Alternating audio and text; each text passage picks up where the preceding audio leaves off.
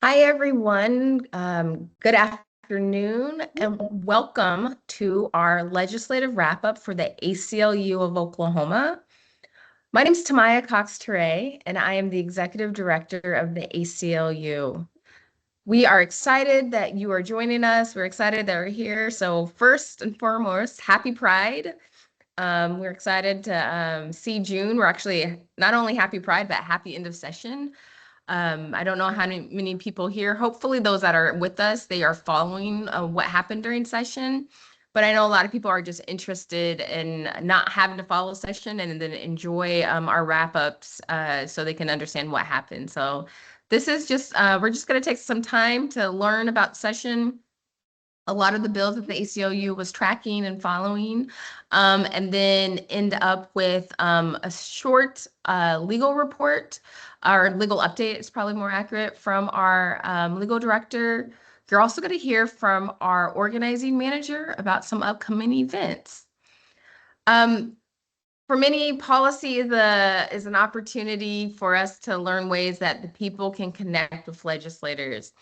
We really think about session, and we're really excited that we at the ACLU have a presence at the Capitol every day during session with our policy director, Cindy Nguyen. But we also know that the legislature and navigating is sometimes difficult. It's not as transparent as it can be. So we do our best at the ACLU to ensure that everyday people can follow what's happening under the dome.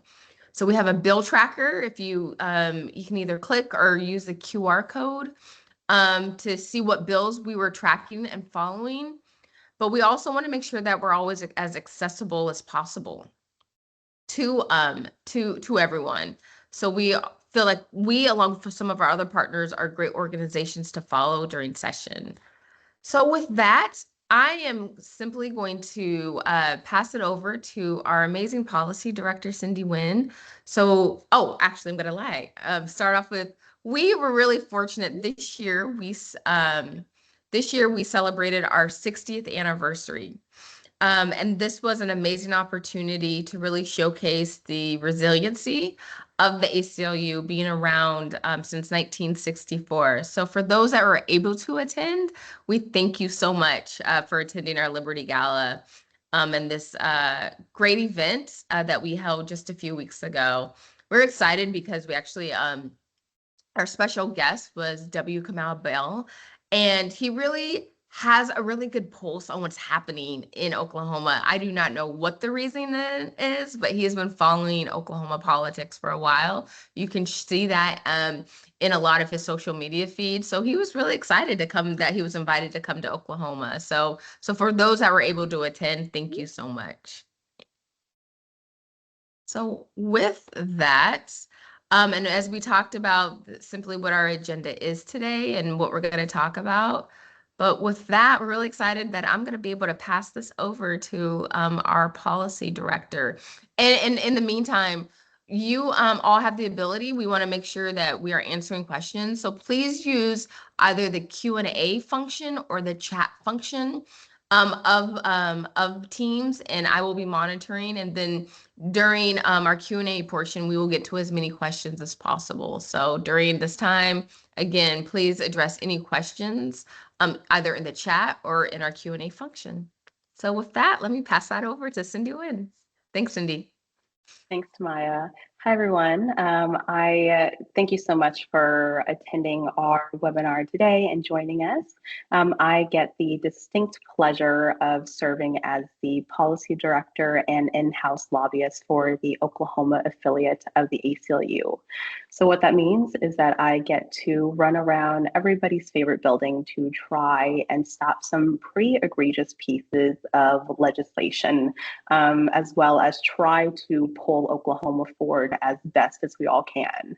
So we will be spending a majority of our time today discussing what happened during legislative session. And this includes key issue areas that our affiliate was following, include things related to criminal legal reform, reproductive rights, immigrant rights, reproductive freedom to us LGBTQ plus rights, voting rights, We are following quite a number of issues. And like Maya said, if at any point you have questions, please place them in the Q&A in the chat. And not only will we be going over legislative session, we will also be providing, as Maya said, litigation updates, upcoming opportunities to join us in the work, and ways to support the ongoing efforts to defend and advance civil liberties in the state of Oklahoma. So if you have followed legislative session in any capacity, you may know there are thousands of bills being introduced. In the 2025 legislative session, there were over 3,100 bills that were filed for the 2025 session alone. Many of these bills attack our civil rights and our liberties, and we were tracking about 300 of them. If you have been following session long enough, you know that many of these attacks are not new. A lot of the language is either recycled or come from national think tanks outside of Oklahoma, such as the ADF or the Alliance Defending Freedom and the Heritage Foundation, which are both behind Project 2025. And I will say that not every single bill we track will be discussed during our wrap up today, because there just simply isn't enough time in the world to discuss and go over every single bill. But what you can do is check out our 2025 bill tracker. So I would just scan that QR code, and then just look through some of the bills in which you may have some interest in. So first, we will go over the 2025 legislative landscape and the overview. So a session just ending in May, you may have seen several eye-catching bills before session has even begun. But you should also know that only around 11 to 15% of bills actually make it all the way to the governor's desk to become law. So many of these headline-grabbing bills that are supposed to grab our attention, most of those bills that we saw in the headlines didn't even make it all the way to the governor's desk. Many of them were simply introduced for the name recognition of the legislators alone when re-election comes around.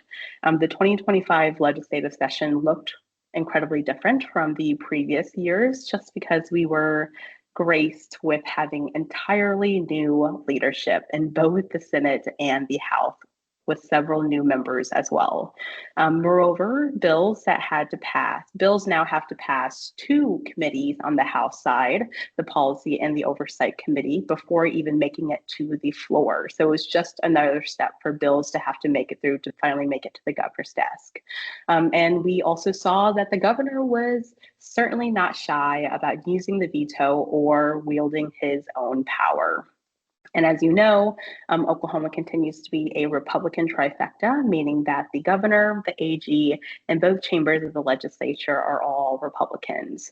There are currently two vacancies in the House, with a general election coming up on June 10th. So we urge everybody to make their voices heard.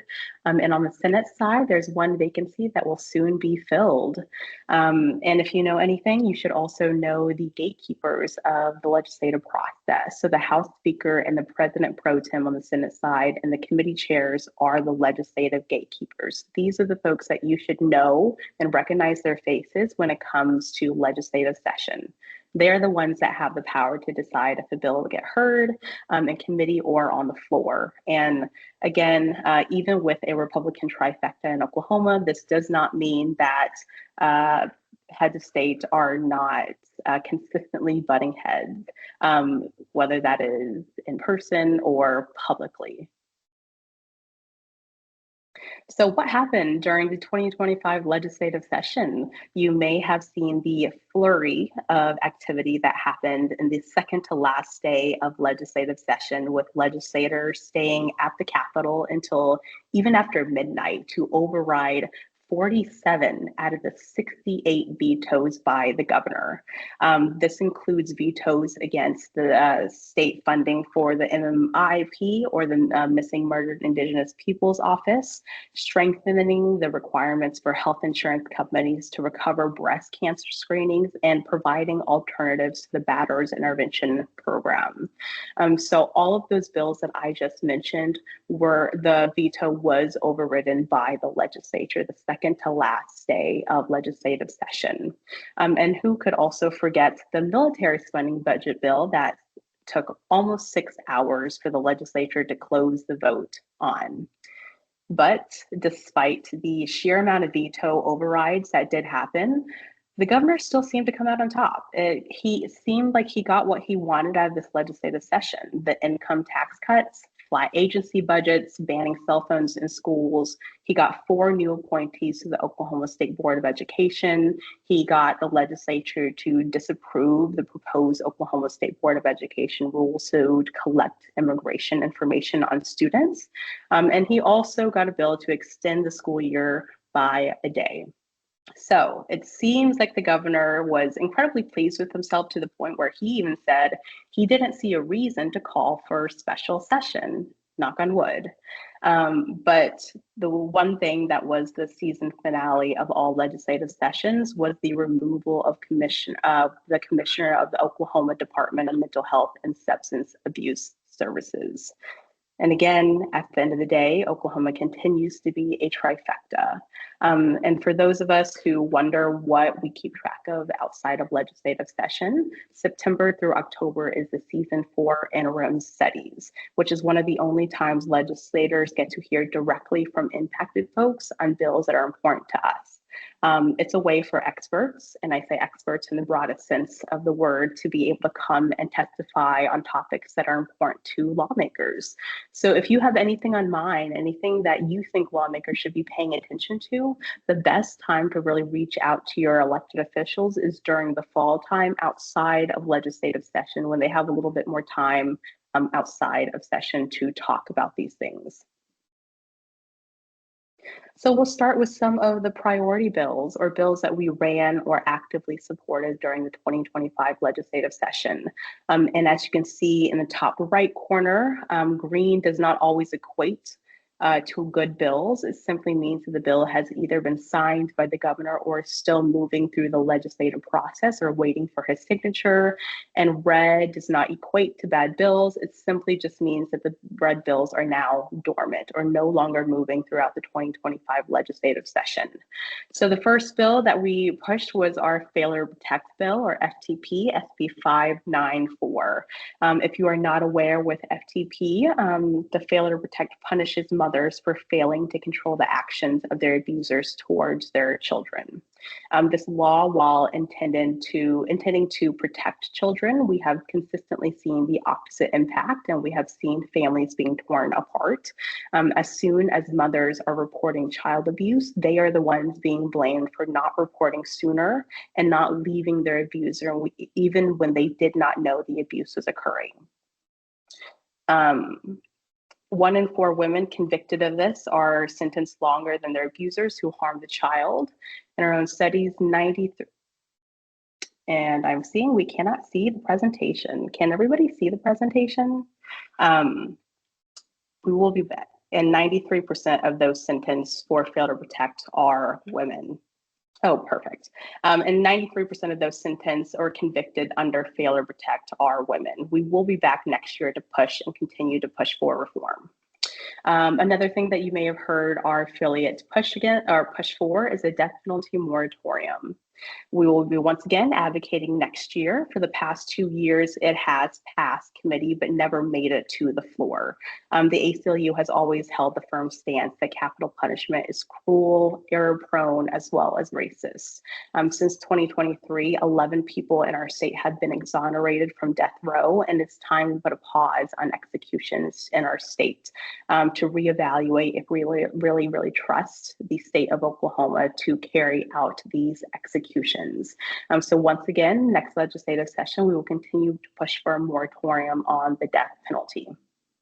The next bill that we pushed for was a reform on felony murder.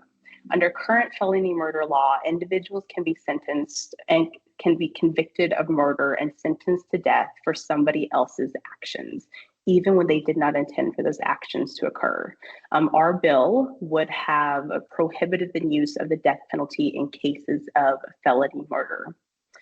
And lastly, the one sole surviving bill during legislative session was our exoneration settlement increase bill, HB 2235, that we worked with leader Cindy Munson on. This bill would increase the exoneration settlements for those wrongfully convicted. Previously, the cap was set at $175,000 regardless of the time served while wrongfully convicted. under the bill. Under now, it will now be $50,000 per year per time served. In addition, for an additional $50,000 per year served on death row. In addition, it also removes the guilty plea as a disqualifier for the settlement when we know that 90 to 93% of conviction rates are due to guilty pleas. And while the governor did sign this bill, he did veto portions of the bill that would have waived in-state tuition for the children of folks impacted and provided health care for exonerees. Moving with criminal legal reform, we tracked over 50 bills that attacked criminal legal reform in the state of Oklahoma. Every single year, we continue to see rollbacks on SQ 780, which was a state question that passed in 2016 that redefined or reclassified certain felonies down to misdemeanors. So we saw HB 1592 defines organized retail crimes and changes the membership of the task force. We saw that originally that the governor vetoed this bill, but then the legislature continued to override that veto. Originally, House Bill 1592 completely undid the work of SQ 780, meaning that it lowered the felony threshold back from $1,000 down to $500. That language was completely removed from the bill, and now it addresses organized retail theft. It creates that new crime, and it creates a task force within the AG's office to investigate, arrest, and prosecute organized retail theft.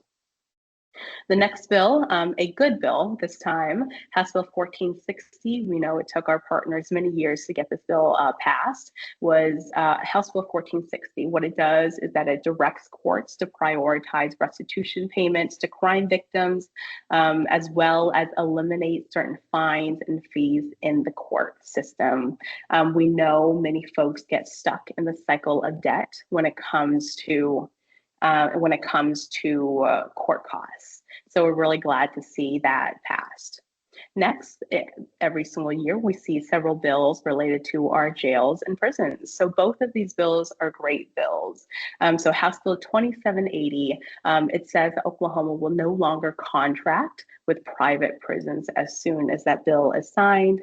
And then lastly, SB 216, which is an astounding bill. It extends the expiration date of a driver's license for individuals released from prison for 6 months, as long as that driver's license expired during the last 3 years of incarceration.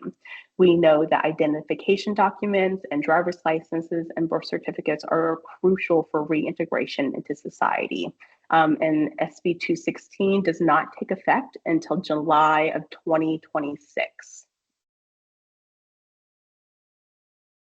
Continuing on with more criminal legal reform bills. Again, every year they introduce more bills to add to the 85% crime list. This year, there were about 14 bills that were introduced that would have added more bills to that list, but there were only 2 bills that passed, which is a pretty good ratio. That first bill, HB 1001, adds accessory to murder to the 85% crimes list.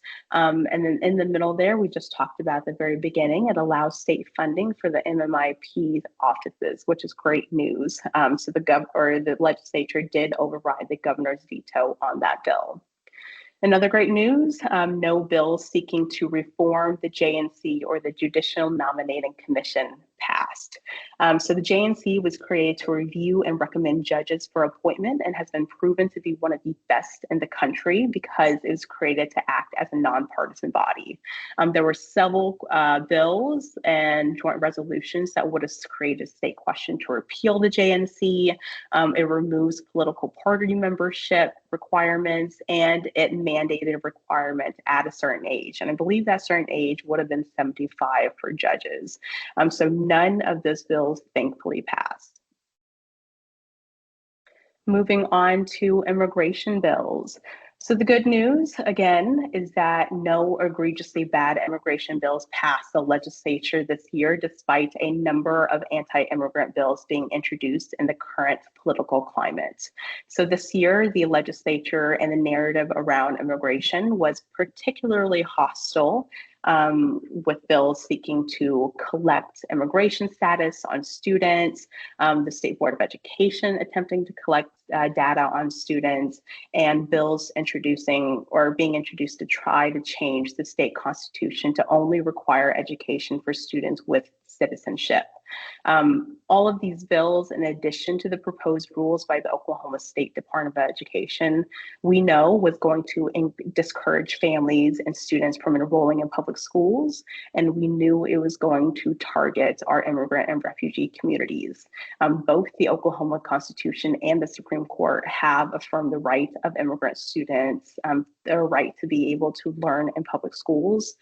And we are grateful that the legislature rejected the proposed rules from the Oklahoma State Department of Education to collect immigration data on students. And we see that right there in the green, SJR 22, to disapprove the proposed immigration rules.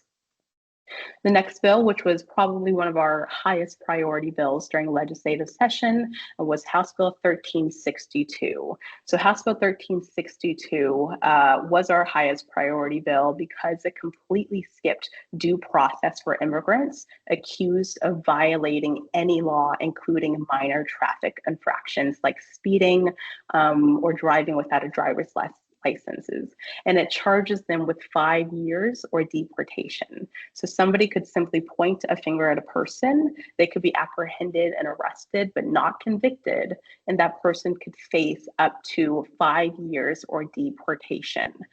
So we're grateful that the Senate committee chose not to hear that bill, as well as several other anti-immigration bills as well. However, we did see one anti-immigration bill pass. So we know that anti-immigration bills make us all less safe when there is heightened immigration enforcement at workplaces and in schools. Bills that would have required employers to verify all workers are not undocumented, and bills that would have invalidated certain driver's license for undocumented immigrants from out of the state. Neither of those bills passed, but the one bill that did pass this year was SB 20 or SB 20. What it did was it prohibits visa holders from operating commercial truck vehicles. And it said that, and it required that commercial truck drivers to have proficiency in English and proof of citizenship. Drivers who cannot provide proof of this will face a fine of $2,000. So out of all the anti-immigration bills, we did see one pass. But again, we will take our wins where we can. And we're just grateful that, again, we were able to help defeat many of the other anti-criminal legal reform bills. Moving on to reproductive freedom, I believe that this is the first year since I have joined the affiliate with no outwardly bad reproductive justice bills passing in the legislature. So that's great news. We saw some pretty egregious pieces of legislation when it came to reproductive justice. You may have heard SB 456. It allowed for the prosecution of abortion patients and to charge them with first-degree murder. And in a state like Oklahoma, first-degree murders can carry punishment of the death penalty. If you have seen what happened in committee with SB 456, it was the vote heard around the world.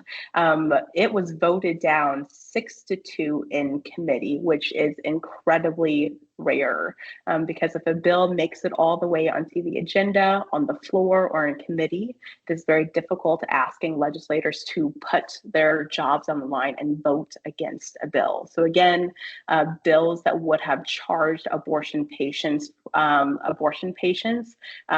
voted down in committee. We also continue to see attacks on abortion medication. HB 1168 and the rest of the bills there would have limited the access to abortion medication. HB 1168 would have banned the distribution of abortion medications or the trafficking of those medications, mifepristone and misoprostol, whether it is trafficking or by mail. But we also know that abortion medication has to be prescribed by a doctor regardless. So it seems like it is a bill, a solution seeking a problem to solve.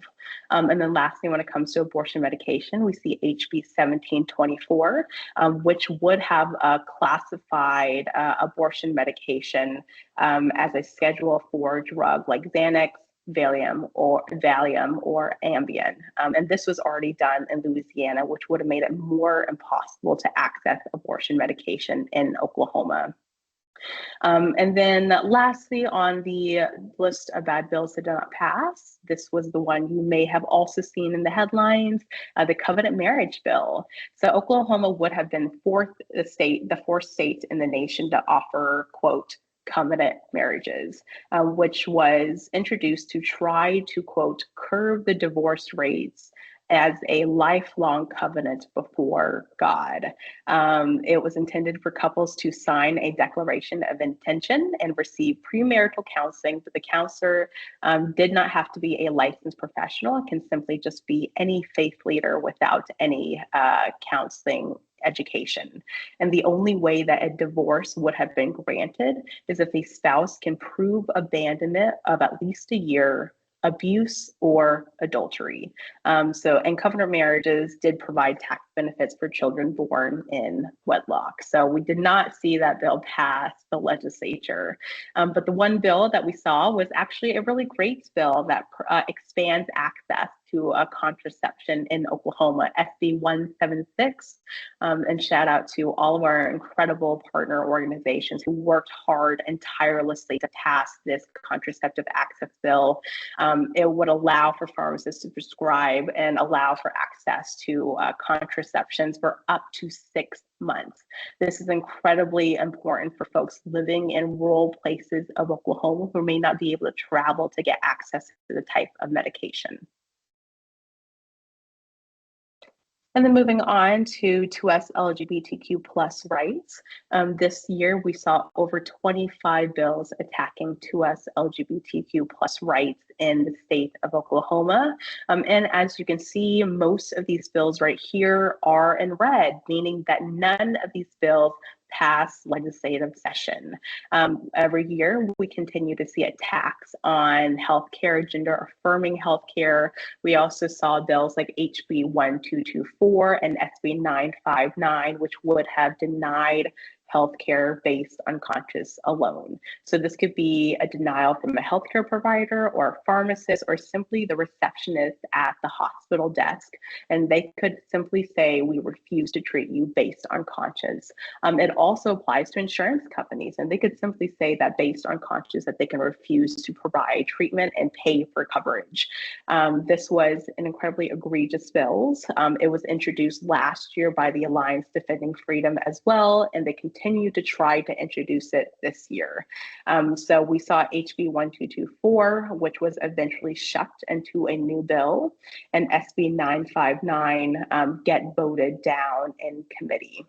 We also saw bills that attempted to ban drag shows every year, and another bill, HB 1219, which would have prohibited state entities from being able to display things like the pride flag on state grounds. We also saw things like trying to attack students in schools, saying that it required public schools and higher ed employees to only use legal names and pronouns of students, as if we don't all go by nicknames. So the good thing is that none of those bills have passed, but we did see some bills pass session. So when it comes to an obscenity ban, this is the one that you all may have heard of with Pride season already here. HB 1217 bans obscene performances on public property and in certain public spaces in front of a minor. So if that establishment has taken proper protocols to try to limit a minor's access to the viewing of certain shows and performances, and they should not be attacked under HB 1217. However, if you are hearing anything remotely close to well, we can't perform anything under any type of drug ban in Oklahoma, please reach out to our intake office. We know that HB 1217 should not impact drag performances in Oklahoma. But if you are hearing anything different, if you are hearing folks that are impacted by any of these bills, please email our intake office at acluok.org. We have also seen, unfortunately, SB 658, an adoption foster bill. It prohibits DHS from requiring potential foster or adoptive parents to be affirming of a child's gender identity and sexual orientation, as well as the prisons bill, HSB 418. This one forces prison segregation by the reproductive organs of a person. So this one would force trans women into male prisons. And then lastly, one of the bills that did not pass but was introduced at the very last minute, HJR 1032. It disallows Service Oklahoma from updating gender markers on people's driver's licenses. So again, HJR 1032 did not pass legislative session, which was great news. And continuing with class censorship, one of the only class censorship bills that passed was SB 796. It bans DEI, or diversity, equity, inclusion in higher education, and it codifies the governor's executive order. So that was the only anti-DEI or class censorship bill that did pass. And we will say that although if you read SB 796, in the bill, it does not seem terrible because there are plenty of carve-outs for certain populations within the bill. We know that there are going to be certain higher education institutions that go above and beyond what is actually stated in the bill. So we are worried about the impact of it and how these type of bills are going to be implemented. So again, if you have any concerns, if you have any relation to higher education institutions and had concerns about censorship, please email our intake. And then again, the rest of these bills, we have seen every year continued book bans in school libraries as well as public libraries, the new parental bill of rights, and trying to establish the School of American Civic Thought at OU, trying to promote the particular contents about American history. None of those bills passed except SB 796. And when it comes to religious freedom, Oklahoma continues to be the national battleground for the separation of church and state. We are seeing this play out in real time at the state legislature as well as the Supreme Court of the United States with the St. Isidore case. But that is only the beginning. Groups like the Alliance Defending Freedom and the Heritage Foundation will continue to introduce several number of bills attempting to introduce all those bills to erode the separation of church and state in Oklahoma and across the nation. We have also seen bills here that would have required that would have allowed school chaplains and Ten Commandment posters in the classrooms and in God We Trust mottos in classrooms, as well as, again, trying to resurrect a monument at the state capitol of the Ten Commandments. And when it comes to rollbacks of State Question 790, if you are not aware, SQ 790 was voted on by Oklahoma in 2016 to say that we did not want our public funds to go towards religious purposes. But even then, the legislature can try to introduce a bill at any time to roll back what the voters have already decided and go back on the will of the voters. We saw with SJR 4 or Senate Joint Resolution 4 would have created a state question for state funds to be used indirectly for religious purposes. But again, everything in red just means that it's dormant. It is not past the legislative session. We have also seen SB 380, which we just talked about, that would require the monument or be resurrected or placed back at the state capitol of the Ten Commandments. This was also another bill in which the vote was heard around the world. In fact, this was the same bill, this was the same committee that voted down the bill that would allow for the prosecution of abortion patients.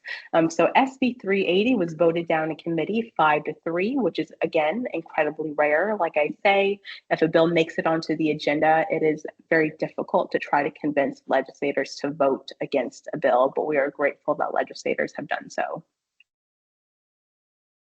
And voting and elections. So right now you can see everything in red. None of these bills listed right here have passed legislative session, including HB 1007, which is straight from the Project 2025 playbook, which would have not allowed the use of school or university IDs to be able to vote. HB 1005 also creates a statewide voter photo ID, which means you would have had to get another photo ID to vote, and more things with elections, such as trying to prohibit ranked choice again, and SB 834, which prohibits open primaries. And unfortunately, some of the great bills that we have seen did not even receive any type of hearing. Things like automatic voter registration, increasing access to voting days, general elections as holidays to make it more accessible. None of those bills, most of those bills haven't even received a hearing. And as much as we have seen bad bills not pass session, we did see a pretty egregious bills that did limit the rights of voters that did pass during this session. And if you paid attention, SB 1027 has been making quite the headlines. If you're familiar with initiative petitions, one of the only ways that Oklahomans can really voice their opinions on any issues is through the initiative petition process. Things like state questions through medical marijuana, criminal legal reform, Medicaid expansion have all passed because of the will of Oklahoma voters saying that this is what they want, that we want better for our neighbors despite what the legislature has said. And despite all of this, many legislators are afraid of the will of Oklahoma voters, and they have passed the an initiative petition rollback with SB 1027. What this says is that it lowers the amount of folks that are able to even sign an initiative petition. So for a statutory amendment, the amount of signatures from one county cannot exceed 11.5% of the votes cast in the last governor's race. And if it is a constitutional amendment, the amount cannot exceed 20.8%.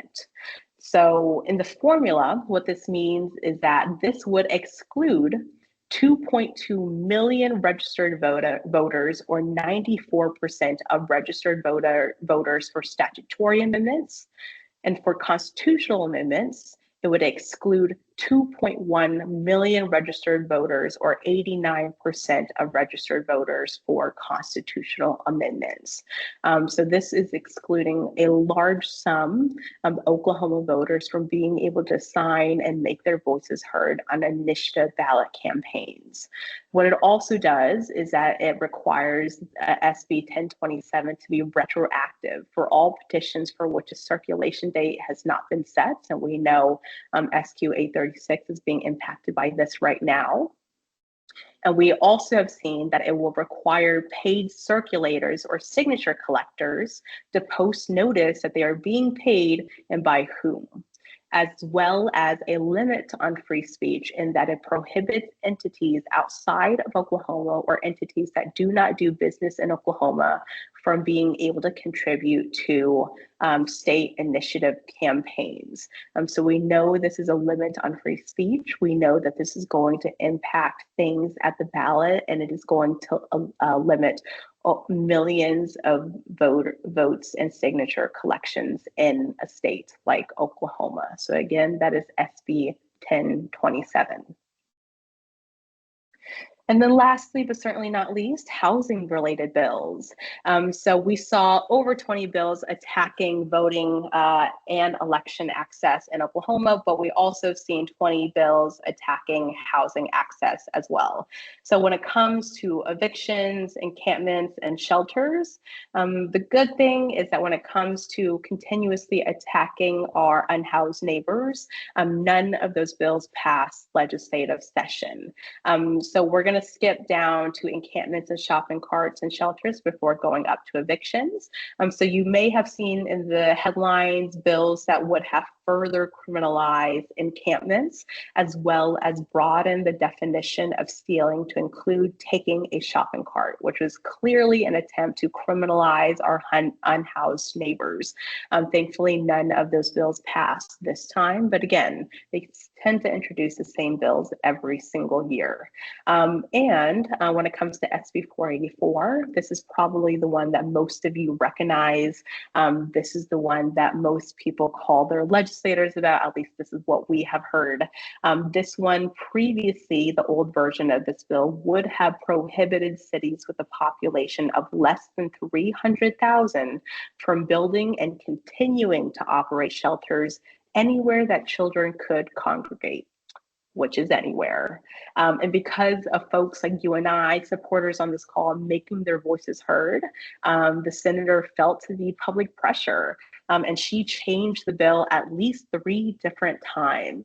So the current version of the bill now disallows shelters from being built within 30,000 feet of schools. But even better news is that when this bill was heard in the committee, it did not receive a second in committee, meaning it remains the property of the committee and is now dormant. So we know that public pressure tends to work. So if you are hearing bills that anger you or you want your neighbors to know about, make those phone calls and continue to make them, because we have seen this bill go through several iterations because of the phone calls and the public pressure. Now, unfortunately, we did see SB 128 and HB 1129 either get voted down or vetoed by the governor. So SB 128 was a great bill that would have extended the eviction timeline by an additional 5 days to give folks more time to be able to try and negotiate with their landlord and try to prevent the cycle of eviction. So this bill was a bipartisan bill that passed those chambers. And then when it reached the governor's desk, he decided to veto it. And the legislature has decided not to override that veto. And then we saw with HB 1129, it increases the filing fee for evictions from $45 to up to $85 to try and prevent many of these evictions, because evictions for many landlords are cheap to do. And we are trying to make sure that everybody has a fair say when it comes to housing. But unfortunately, with HB 1129, we did see it get voted down on the House floor. And then I will pass it now to our lovely legal director, Megan Lambert, to talk about some litigation updates when it comes to legislative session.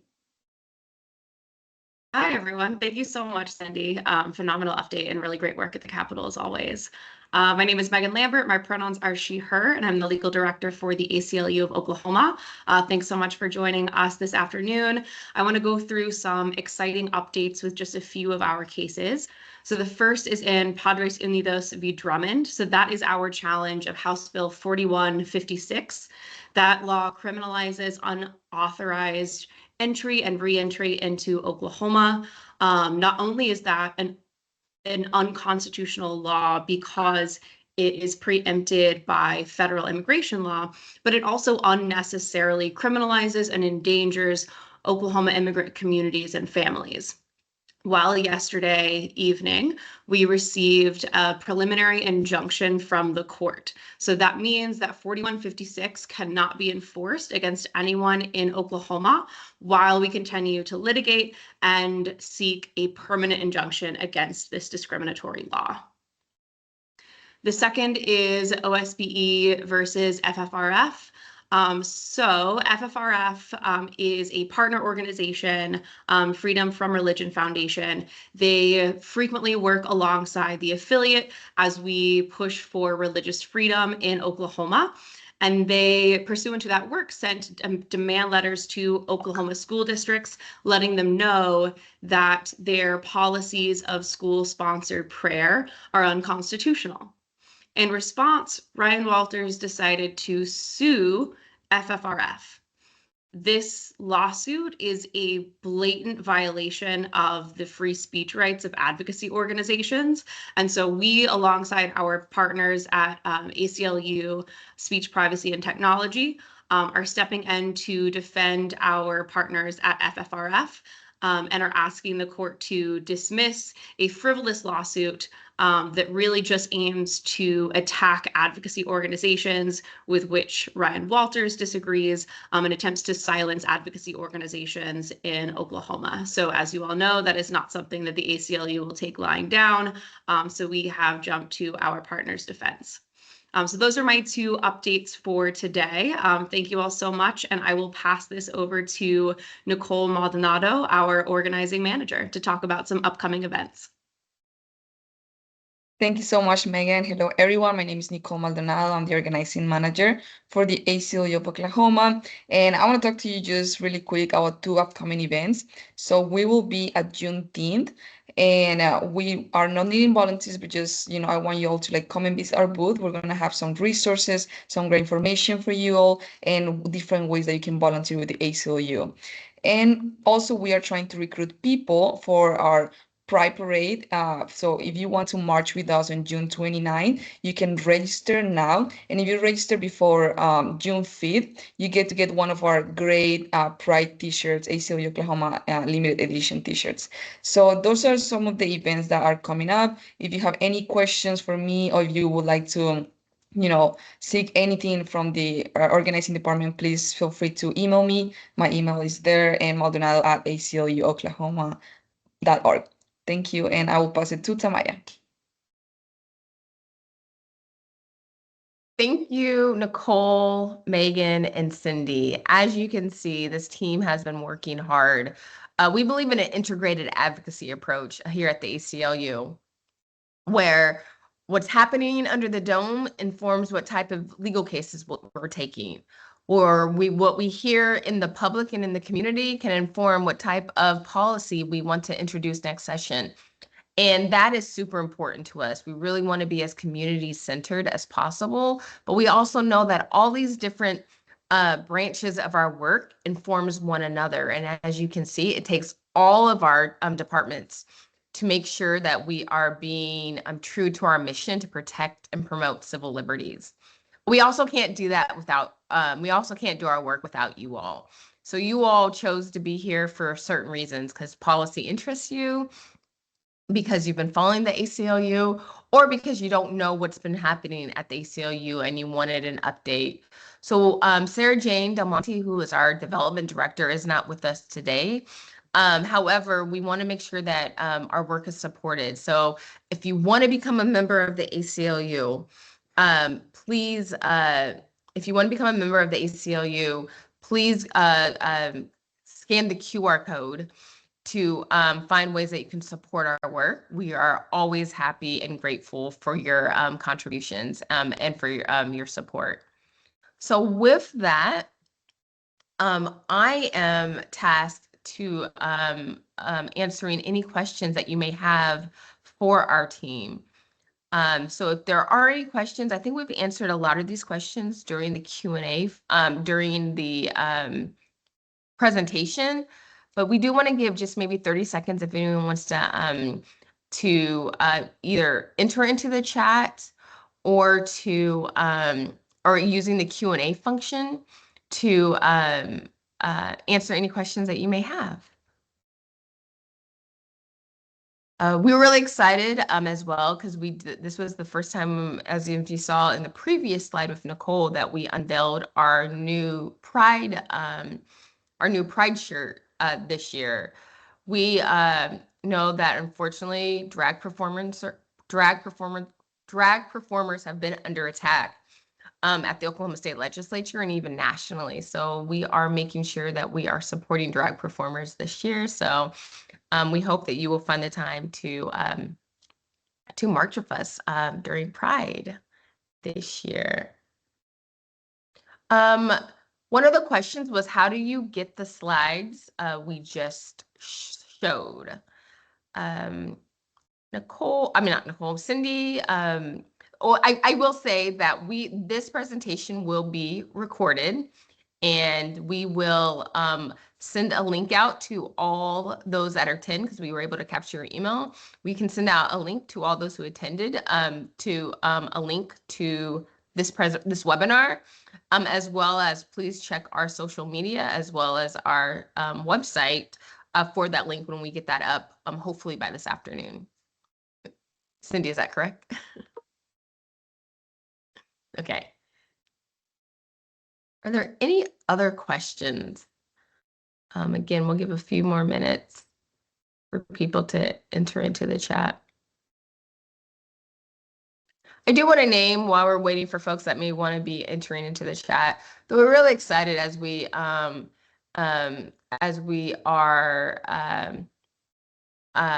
growing an organization, that Nicole has recently joined our team, and we do have a new organizer, Carly Heitland, who has joined us just this week.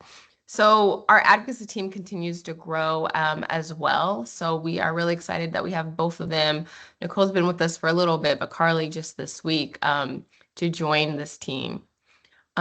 Because of the way our function is, we are unable, if people do have questions, we're unable to unmute you. So you will have to use the Q&A functions or the chat functions through the webinar for us to answer questions. One question is, oh, I'm so sorry, now it's going too fast. One question is, will we get an email verifying we are signed up to walk in the parade? Yes, you will receive updates as we get closer to the end of the month about walking in the parade for those that signed up. So we are encouraging you all to sign up by tomorrow so we can guarantee a shirt from you, a shirt to you, but we will be sending updates periodically throughout the month for those that have registered to sign up with us. Cindy, this question is for you. How common is it for dormant bills to be revived in the second year of a session? Great question.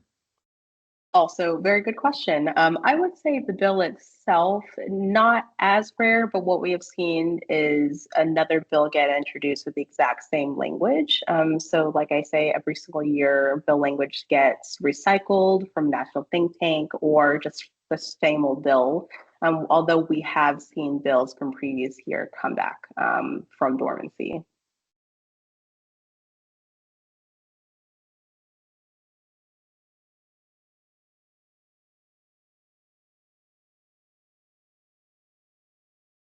Any other questions for our team before we wrap up? All right. Well, I just want to, so any comments on what's expected from, Nicole, this may be a question for you. Any comment on what's expected from anyone wanting to walk with ACLU for Pride on the 29th? Any comments? Yes. So we're gonna have some screen, water, towels. So just feel free to like bring comfortable shoes, a hat, and just your best energy. Honestly, right now we just want to, like Tamaya said, we want to like show our support and towards all of the attacks that are happening right now against the also LGBTQ community. So just just bring your best energy and be ready to like march with us and just like show up support. Thanks, Nicole. So with that, I just want to thank you all for joining us this lunchtime for our wrap up. We encourage you to continue to follow us on social media. Visit our website to learn more about what's going on. We have events throughout this month as well to celebrate Pride. But we also want to make sure that you're connected with not only us, but with our partner organizations. So please continue to follow us. Please continue to support us. And we thank you all so much for your time. Please enjoy the rest of your day.